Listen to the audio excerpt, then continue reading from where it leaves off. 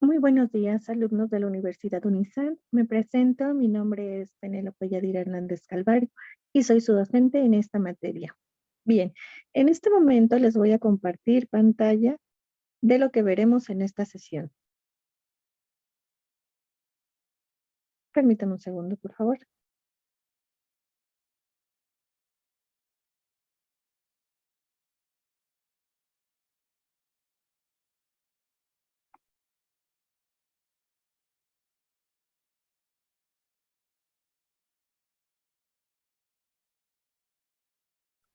Bien, como les comentaba, esta es nuestra clase, nuestra primera sesión de introducción al estudio del derecho.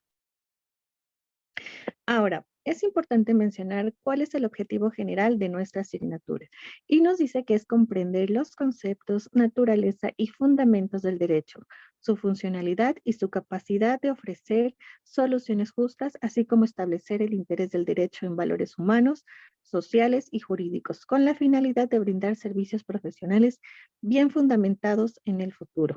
Si se pueden dar cuenta en el avance que hemos tenido en esta materia a lo largo del ciclo, al momento de entregar sus productos, ustedes se han enfocado en figuras jurídicas muy importantes.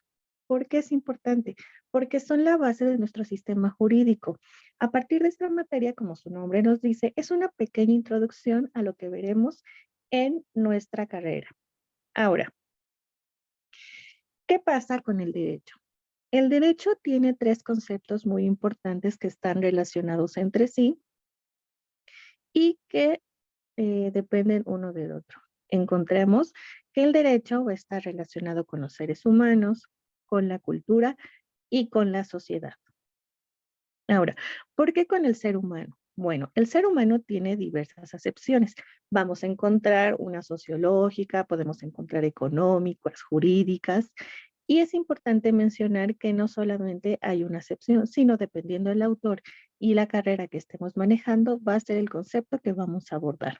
Ahora, me pareció muy importante mencionarles que Aristóteles expresa que el hombre es un animal meramente racional. Si ustedes han leído un poco de filosofía, ¿qué pasa con este autor? Este autor nos dice que el hombre como tal es un animal, o sea, necesitamos ser domesticados, necesitamos tener leyes, reglamentos o normas que regulen nuestra conducta. Ahora, el ser humano debe satisfacer necesidades de índole espiritual e intelectual. El ser humano es un ente social por naturaleza que en la búsqueda de sobrevivencia ha evolucionado por diversas etapas hasta llegar a modificar el entorno que lo rodea. ¿Qué pasa con este último párrafo? El ser humano va evolucionando día con día. Entonces, el ser humano, al ser la partícula de la sociedad, va a cambiar la sociedad como tal. Cuando vaya evolucionando o vaya modificando sus conductas, necesariamente la sociedad va a ir creciendo con esos cambios. La modificación de ese entorno lo ha llevado a establecer reglas de convivencia y de trato social que permiten armonizar la interacción entre los miembros que integran esa comunidad. Ahora, ¿qué pasa por otra parte con la sociedad? Me permito compartirles una definición de Rixen-Siches que dice que expresa que la sociedad es la propia vida humana. Por lo tanto, se desprende la imperiosa necesidad que tiene el hombre de vivir en conjunto, no solo porque así su existencia es menos complicada, sino porque juntos se van a ayudar e incluso, gracias a esa unión, a un progreso. El término de sociedad tiene diversos sentidos, al igual que el ser humano. Generalmente se aplica a todo conjunto de seres vivientes con cierto grado de organización interna cuya finalidad es la de conseguir alimentación y defenderse de otros factores que ponen en peligro su supervivencia como especie.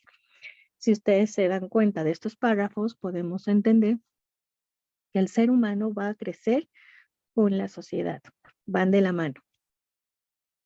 Ahora, ¿y qué pasa con la cultura y el derecho? La cultura tiene una función de vida, puesto que gracias a ella toda la sociedad es capaz de perpetuarse. La cultura es transmitida de generación en generación porque los descendientes tomaron aquello que les es de utilidad, van a desechar lo añejo y van a incorporar las nuevas mejoras o los nuevos conceptos que sean más adecuados. Y una vez terminado dicho este proceso, estos se van a transmitir su cultura a los individuos contemporáneos. Es decir, Todo el conocimiento, todas las mejoras que han tenido los seres humanos se van a ir pasando generación tras generación. También nuestro autor nos dice que define la cultura como lo que los miembros de una determinada sociedad concreta aprenden de sus predecesores, y contemporáneos en esa sociedad, y lo que le añaden y modifican. Es decir, el conocimiento no se queda estático, siempre se va a mejorar y a evolucionar. En toda la sociedad que tiene una cultura, vemos la presencia del derecho, ya que es necesario para regular las relaciones entre los humanos, puesto que todo actuar del hombre está encaminado a un interés particular y habrá casos en los que los intereses se contraponen unos con los otros y van a surgir los problemas. Aquí es donde va a entrar el derecho, para menguar los conflictos y tratar de que todos consigan sus fines. Es decir, todos los seres tienen intereses particulares. ¿Y qué pasan con esos intereses particulares? Que pueden transgredir los derechos de otras personas. Por eso es necesario que el derecho intervenga en esta situación para poder regular estas interacciones. Em, Déjame ver. Hola Jaime, buenos días. Qué bueno que nos acompañas a la clase.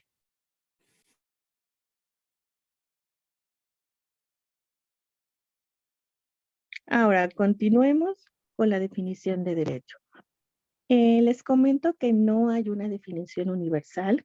Dependiendo de cada autor que se consulte, va a tener una diferente definición. Van a coincidir algunos elementos, pero esto no quiere decir que solamente haya una o que una definición esté mal. Simplemente cada una es diferente. Ahora les voy a compartir esta. En un sentido etimológico, la palabra derecho proviene de las palabras latinas digerere y regere. La primera indica una dirección de la conducta y la segunda significa regir o gobernar. Ahora, tengo otra definición, bueno, ya vimos los conceptos etimológicos y les voy a compartir esta definición que me parece la más sencilla de asimilar. Vamos a tener que Rafael de Pina nos comenta que el derecho es un conjunto de normas de carácter general que se dictan para dirigir a la sociedad a fin de solventar cualquier conflicto de relevancia jurídica que se origine. Estas normas son impuestas de manera obligatoria y su cumplimiento puede acarrear una sanción.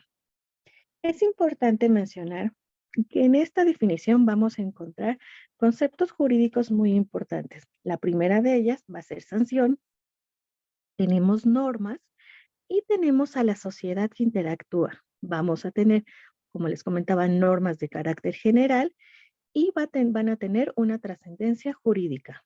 Ay, les voy a compartir nuevamente el documento que se salió, permítanme un segundo. Ahí está.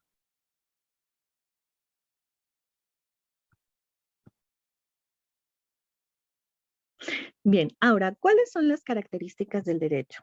Vamos a tener que es normativo porque está constituido por normas obligatorias de conducta ciudadana, es bilateral, ya que se necesita la interactividad de dos o más personas y estas personas van a generar derechos y obligaciones recíprocamente. Es coercitivo, ya que en caso de incumplimiento es aplicable la fuerza para obtener la ejecución de la conducta prescrita. Es general porque se va a aplicar a todas las personas y es evolutivo porque se va a adaptar al desarrollo de la vida social. Ahora, continuemos con nuestro siguiente tema. Vamos a abordar la diferencia de un hecho jurídico y de un acto jurídico.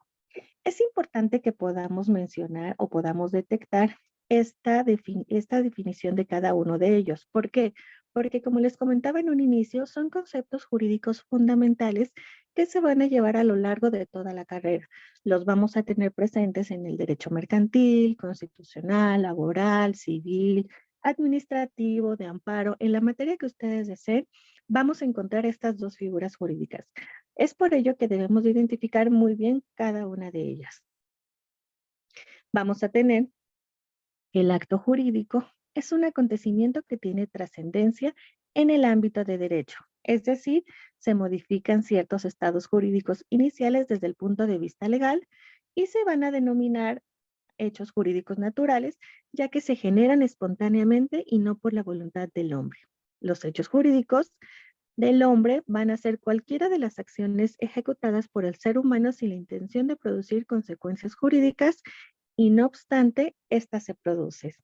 Hay que tener muy presente que hay hechos que el hombre realiza y pueden ocasionar consecuencias legales y puede darse el caso inclusive de que tales hechos no solo sean deseadas dichas consecuencias jurídicas, sino que tampoco el hecho sea deseado por el autor.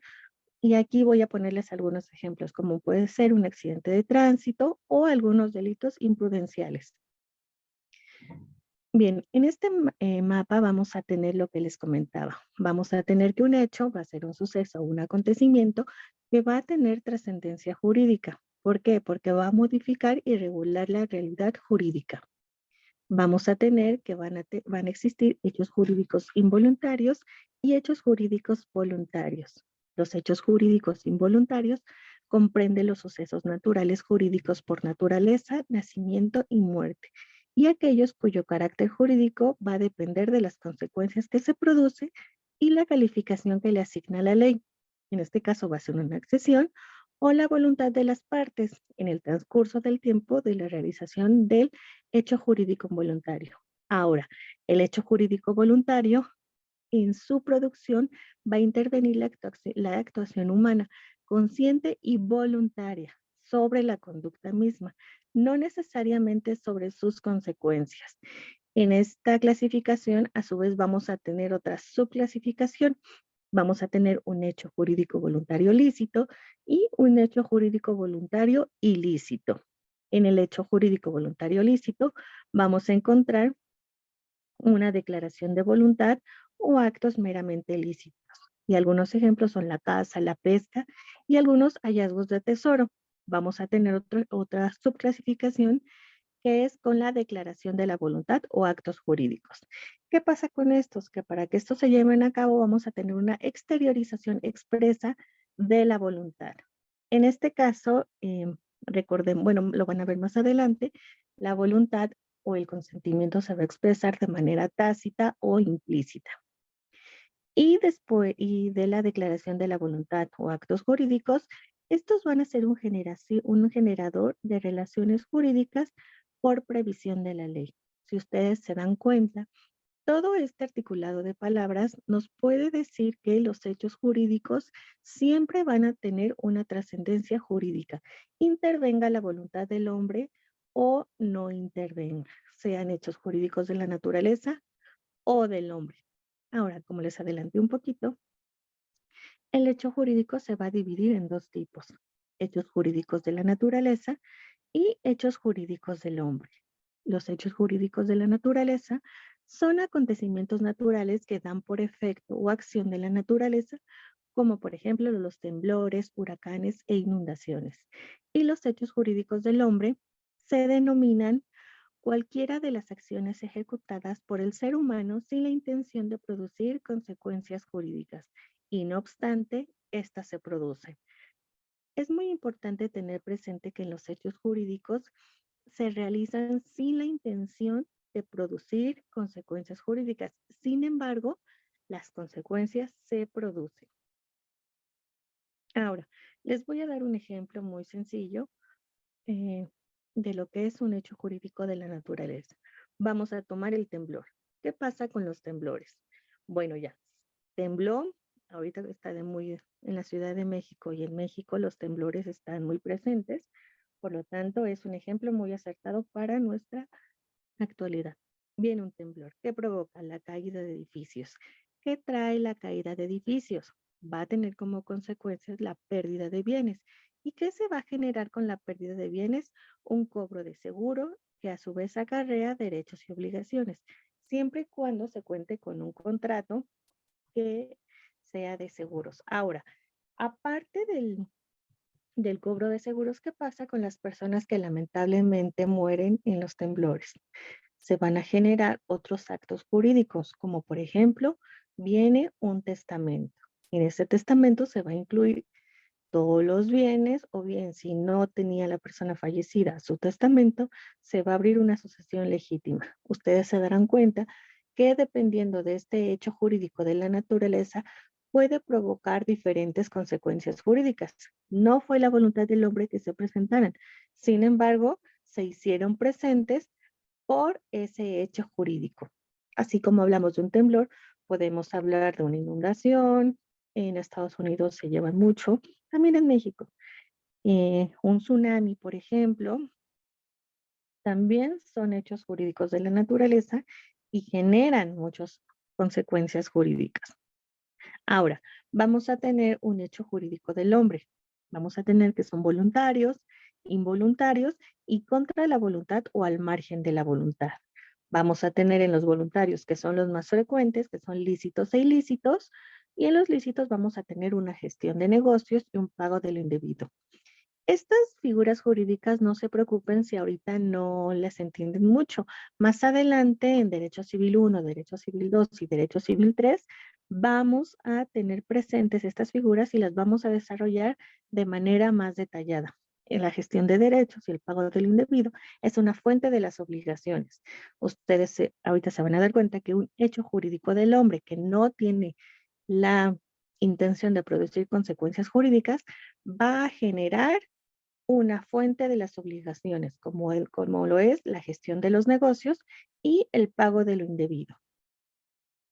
Ahora, de los hechos jurídicos nos pasamos al acto jurídico. El acto jurídico es la manifestación expresa o tácita de la voluntad realizada con la intención de crear, transmitir, modificar o extinguir derechos y obligaciones, los cuales son reconocidos por la ley. En el acto jurídico, a diferencia del hecho, sí hay una intención de producir consecuencias jurídicas, es decir, yo quiero celebrar un contrato de compraventa para poder adquirir un coche. En este caso, yo estoy celebrando un acto jurídico y tengo la intención de que de esa celebración del acto jurídico tenga consecuencias jurídicas. Es decir, yo deseo adquirir mi coche, debo de pagar en especie o en transferencia o como se haya acordado el contrato de compraventa, pero lo más importante es que sí hay intención de producir consecuencias jurídicas. Ahora, es muy importante mencionar en la primer párrafo, en el acto jurídico es la manifestación expresa o tácita de la voluntad. ¿Qué pasa con la diferencia de expresa y tácito? La manifestación expresa, es decir, sí, yo quiero comprar ese coche, ¿cuál es el precio? ¿Qué pasa con el consentimiento tácito? En el consentimiento tácito, yo puedo decir, sí me interesa el coche cuando paso por él. En ese momento no estoy diciendo sí acepto ese contrato o sí es mi intención comprarlo, pero estoy dando por hecho que voy a pasar por el coche. En ese caso estoy dando indicios de que quiero celebrar ese acto jurídico. Me permito comentarles esto porque hay manifestación expresa y tácita de la voluntad. O sea, no solo con decir sí quiero, sí lo deseo, sino también dar un indicio de que tú quieres celebrar ese acto jurídico va a tener consecuencias jurídicas. Es importante tener presente todo lo que nosotros hacemos porque involuntariamente damos la intención de celebrar un acto jurídico. Ahora, ¿qué pasa con la clasificación del acto jurídico? Yo tengo en pantalla que tenemos que es unilateral y bilateral. La clasificación del acto jurídico no hay una clasificación universal, va a depender mucho del autor que consulten y de la corriente que sigue de ese autor. En este caso, yo me permito comentarles una clasificación muy sencilla, muy básica que podemos tener presente. La primera de ellas es la clasificación del acto jurídico unilateral, que es aquel en el que solo interviene una voluntad para su creación. Por ejemplo, una donación en la cual una persona transfiere a otra la propiedad de una cosa de manera gratuita. Es decir, únicamente existe una voluntad, la que quien otorga la donación.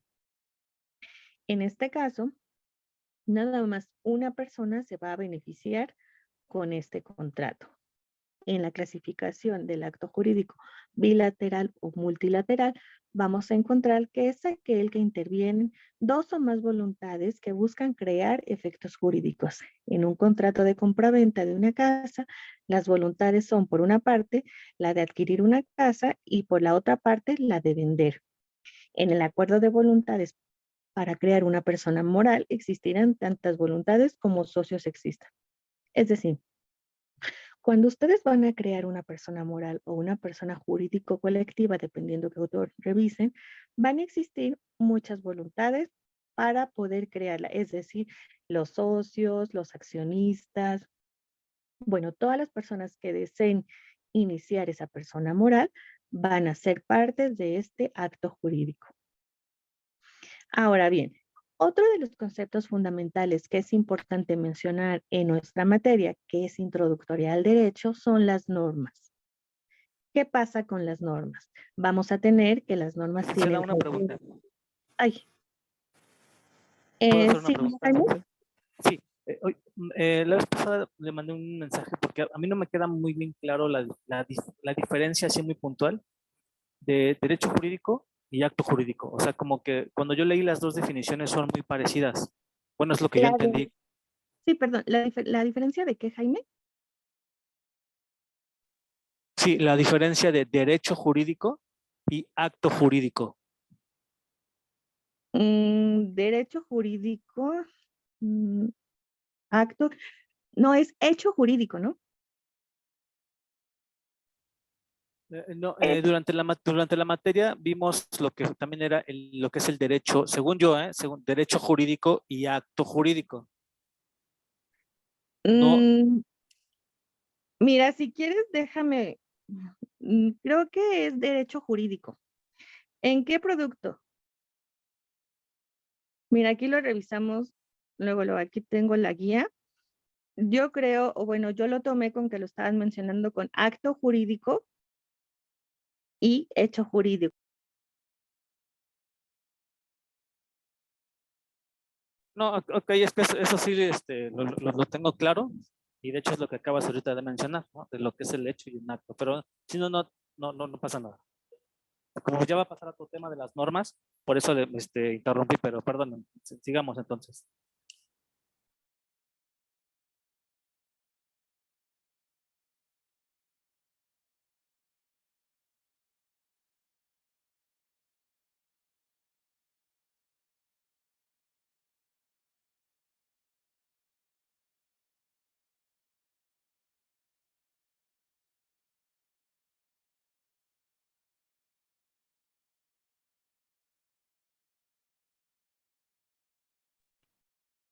Hola, Jaime, ¿me escuchas?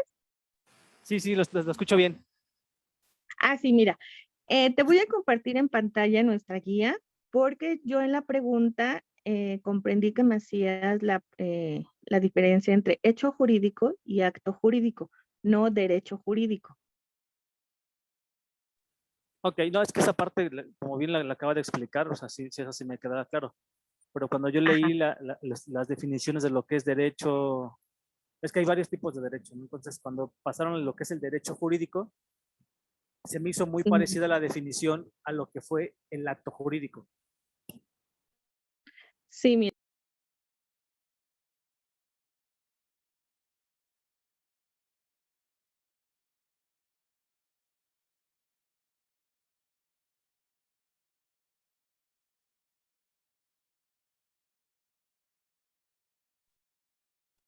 Jaime, ¿puedes ver en nuestra materia, en la pantalla que te estoy proyectando la guía de nuestra materia?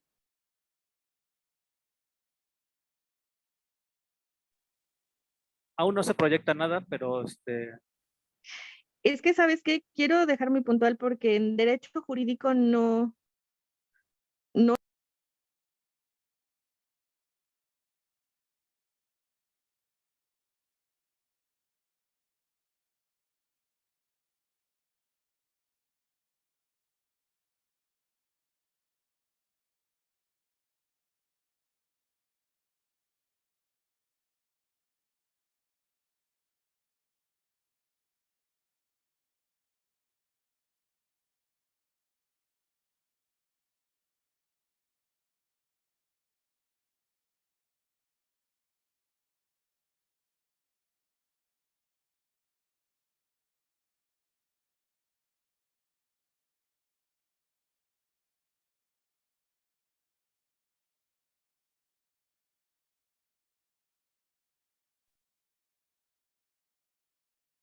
Hola Jaime, buenos días. Se me está complicando el internet, pero no te me vayas a salir de la sesión, ¿vale? Yo voy a estar entrando. Ok, Eh, sí, sí. Antes de mencionar en qué unidad viste el término de derecho jurídico, por favor. En este momento no estoy cerca de mi material, pero si gusta continuamos y se la mando en un mensaje. Sí, sí me lo puedes compartir porque sabes que yo en tu pregunta, en la pregunta que me hiciste, me parece que te la contesté. Sí, te la contesté. Hablábamos de derecho jurídico. No, perdón, de acto jurídico. Ya me confundí. Acto jurídico. Sí, la busco y se la envío. Sí, es que derecho jurídico como tal no es un concepto. A lo mejor yo creo que me quieres mencionar sobre derecho objetivo, derecho sustantivo, o en esas clasificaciones es donde lo pudimos haber visto. Bueno, vamos a continuar y me puedes mandar bien en qué producto y en qué página para que yo te pueda decir, porque como te repito, yo estaba consciente de que era acto jurídico y hecho jurídico. Sí, sí, no se preocupe, se la envío. Sigamos, sigamos. Sí, ok. Mira, esto ya lo vimos. ¿Sí ves la presentación? Sí, sí la veo, sí la veo. Ok.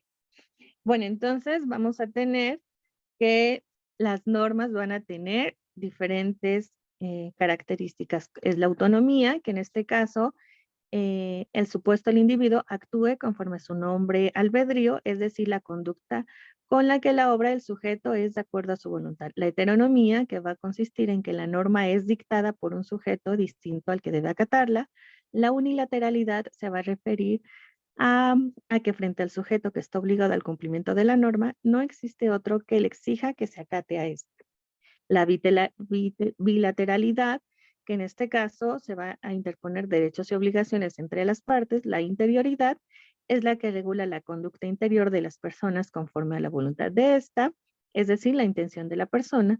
La exterioridad es la que corresponde a la conducta que manifiesta el sujeto de manera exterior.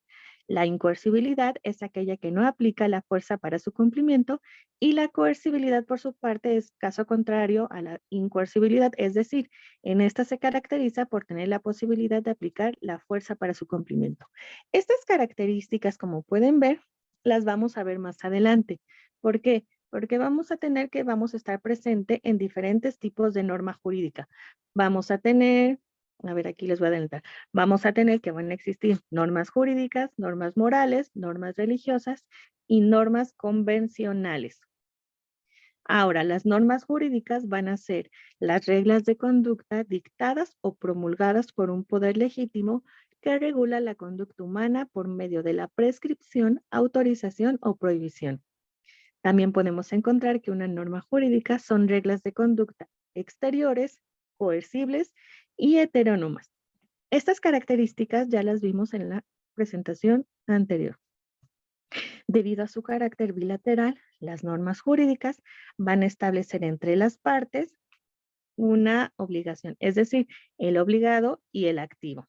Las modalidades en el ejercicio de los derechos y en el cumplimiento de las obligaciones varían en cada caso. Las normas jurídicas son exteriores porque exige una conducta fundamentalmente externa. Sin embargo, en muchos casos atribuyen consecuencias jurídicas a los aspectos íntimos del comportamiento individual. Las normas jurídicas es importante que mencionemos que son coercibles, ya que si no son cumplidas voluntariamente por los obligados, el acreedor puede solicitar al Estado su cumplimiento haciendo uso de la fuerza jurídica. Es importante que mencionemos que la norma jurídica es la única que tiene coercibilidad, es decir, el Estado va a intervenir para su cumplimiento. Vamos a tener otro tipo de normas, que son las normas morales, y son unilaterales e imperativas, porque frente al sujeto a quien obligan, no hay otra persona autorizada para exigirle el cumplimiento de sus deberes. Vamos a tener que las normas morales son internas, ya que son una modalidad o un atributo de la voluntad, y es el sujeto quien decide cumplir las normas o no. Son incoercibles porque no puede tener un cumplimiento forzoso. Son autónomas puesto que toda conducta moralmente valiosa debe presentar el cumplimiento de una máxima que el sujeto se ha dado a sí mismo. Las normas morales es el campo de las intenciones. En el ámbito de la conciencia, la cara interna del obrar. Es decir, las normas morales son internas, son de cada persona y no existe una fuerza pública ni el Estado va a intervenir para hacérselas cumplir. Otro tipo de normas son las normas religiosas y son aquellas internas que la persona acepta, en la que cree y tiene fe. Y por lo tanto, esas normas conforman su actuación en todos los aspectos de su vida. Estas normas también son de carácter interno y auxilian al individuo para acercarse a Dios, dependiendo qué religión profesen, y de esta manera alcanzar la vida eterna. Dependiendo cada religión, van a ser el fin.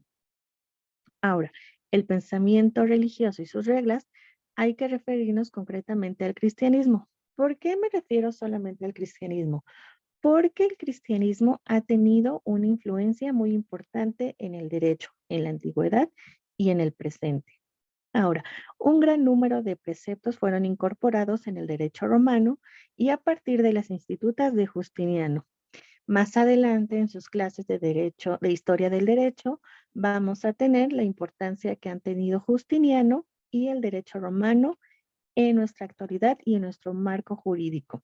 Actualmente el derecho occidental contiene una parte sustancial del derecho canónico, especialmente en el campo de familia. Es importante que mencionemos que las normas religiosas, si bien en nuestro país existe la división de Estado, Derecho e Iglesia, han tenido repercusión a lo largo de estos años. Ahorita ya hay una división, pero antes no la existía. Entonces, me pareció oportuno mencionarles que las normas religiosas son importantes. Y bien, tenemos unos convencionalismos sociales que son reglas que aparecen basadas en la costumbre y se trata de una especie de mandatos que surgen de la colectividad y que son necesarios para llevar a cabo una buena convivencia dentro de la sociedad.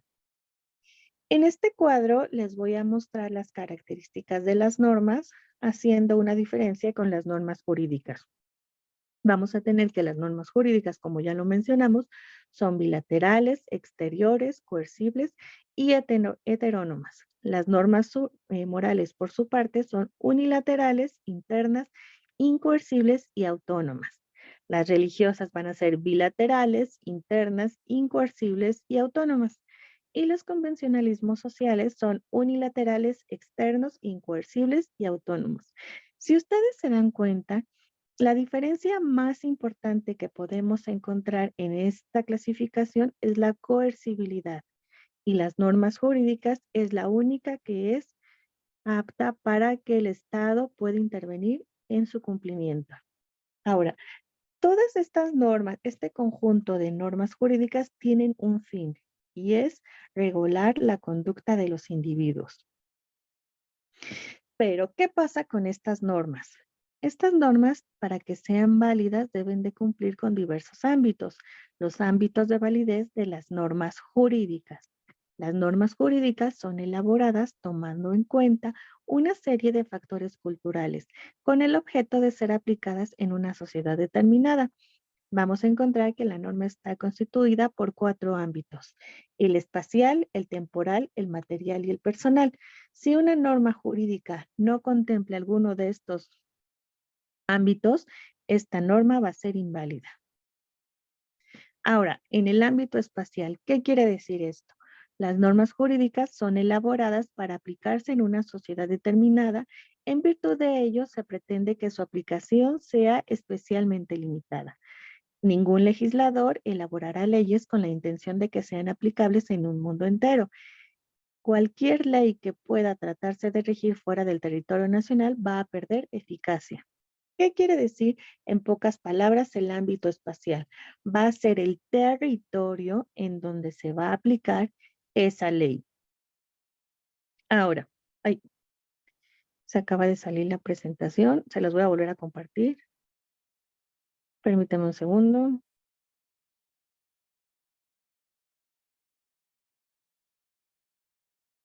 Mm, un momento. Sí, entonces, en el ámbito espacial, por último, la limitación espacial es el principio general que existe en la expedición y aplicación de las normas jurídicas. Con base en ello, se puede afirmar que la norma jurídica tiene un ámbito espacial de validez, es decir, el territorio en donde se va a aplicar. Ahora, el ámbito temporal, así como la norma tiene validez y eficacia en un determinado espacio, también tiene otra limitación, la del tiempo. Y es importante mencionar esto, ¿por qué? Porque a diferencia de la costumbre y los usos mercantiles que no tienen una fecha de inicio ni una fecha de terminación establecida con precisión, las normas jurídicas entrarán en vigor a partir de cierta fecha, que puede ser de entrada en vigor de una ley publicada en el Diario Oficial de la Federación o Gaceta Oficial, o bien la fecha en que se dicte una sentencia o la fecha en la que las partes han convenido que entre en vigor su contrato. Como ejemplo, les voy a dejar de tarea que entren a la página oficial del Diario Oficial de la Federación y escojan algún decreto o alguna ley que se haya publicado. En la parte de hasta abajo, en los transitorios, nos va a marcar la fecha en la cual va a entrar en vigor esa ley. El ámbito temporal, por lo general, lo vamos a encontrar en los transitorios, que es donde nos van a decir a partir de qué ley va a ser eficaz o válida ese reglamento o esa ley. El ámbito material. ¿Qué pasa con el ámbito material? Se trata de la materia que regula se trata de la materia que la norma regula. En este ámbito vamos a tener normas administrativas que van a regular la naturaleza y las funciones de los órganos encargados de la administración pública. En el ámbito material de validez de la norma jurídica puede ser aplicado en diversos aspectos, ya sea cuando su contenido interesa o no a toda la sociedad o solo a personas determinadas que requieren dichas normas. Por ejemplo, podemos tener leyes fiscales, laborales, mercantiles, civiles, penales. Dependiendo qué materia regule, va a ser el ámbito material de esa norma. Y dependiendo el actuar de la persona, va a ser si se va a regir por esa ley o no. Y por último, vamos a tener el ámbito personal. ¿Qué quiere decir el ámbito personal? Va a ser la norma jurídica, tiene validez para toda la sociedad o para parte de ella. Aquí me pareció oportuno comentarles lo que dice el doctor Eduardo García Maínez y dice que desde el punto de vista de ámbito de personal de validez, las normas deben dividirse en genéricas o individualizadas. Podemos tener genéricas alguna ley o reglamento o individualizadas una sentencia. En las normas genéricas son las que obligan o facultan a todos los comprendidos dentro de la clase designada por el concepto de sujeto de la disposición normativa, y las normas individualizadas son aquellas que obligan o facultan a uno o varios miembros de la misma clase que se encuentren individualmente determinados. Como les comentaba, aquí podemos hablar de una sentencia, de laudos arbitrales y los contratos.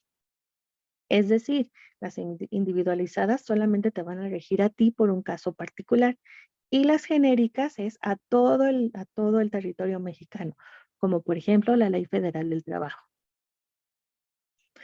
Ahora, estos conceptos son los conceptos básicos que vamos a tener dentro de nuestra materia y que van a dar pie a que podamos comprender las otras materias. Es importante mencionar que en Introducción al Estudio del Derecho, como su nombre lo dice, te da una breve introducción a lo que vamos a ver en la carrera y las piezas fundamentales o conceptos básicos que vamos a estar abordando. No sé si tengas alguna otra duda, Jaime. No, no, no.